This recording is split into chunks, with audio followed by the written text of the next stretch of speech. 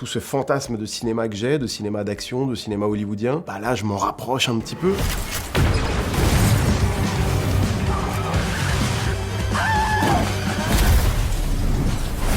Wouah, la dinguerie!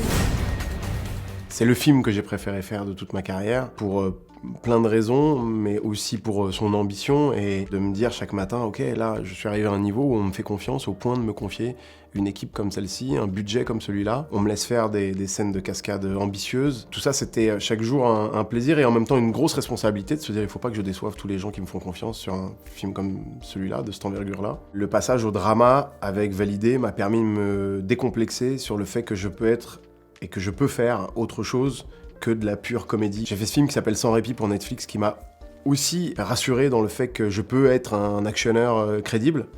Et puis là, sur Medellín, j'étais prêt. Donc oui, scène de bagarre, de cascade, de moto, de voiture, de flingue. Et je suis évidemment très content du résultat, donc j'ai très envie de ça. J'aime faire ça. Ça correspond au cinéma que j'aime.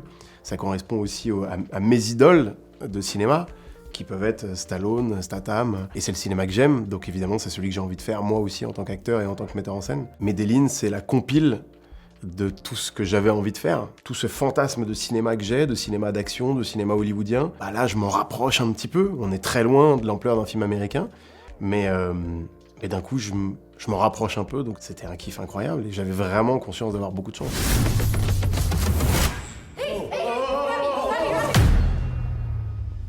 Faire venir Mike Tyson sur un plateau, c'est pas anodin. C'est un service de sécurité particulier, c'est un agent de la CIA qui vient vérifier la veille qu'il n'y a pas de problème de sécurité.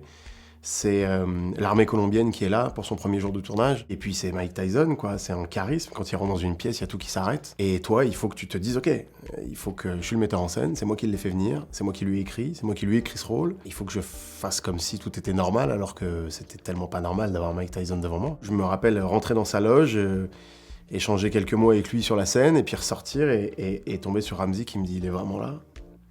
Et lui répondre « ouais, on va tourner avec lui là ». Et les quelques jours qu'on a passés avec lui, avec Ramzy, on était en permanence en train de se dire « profite de ce que tu es en train de vivre, c'est assez fou ». On se levait à 4h du matin pour voir ce monsieur se battre quand on était gamin. Et là, il joue avec nous, il est parti de Los Angeles pour venir jusqu'au fin fond de la Colombie pour faire un film avec nous. C'était aussi beaucoup d'émotions pour nous, d'abord de rencontrer une de nos idoles, mais aussi de se dire on en est arrivé là. On en est arrivé à un stade de nos carrières, et que t'aimes ou que t'aimes pas ce qu'on fait, ça nous permet de réaliser des rêves et de faire venir Mike Tyson sur notre tournage. Il faut que je regarde les photos parfois pour me rappeler que c'était vraiment arrivé, quoi. Il y a un viseur de le tien, il a ça, il est mieux. T'as bien en échange, bah viens, donne-le marron. Fucking game, come on, man.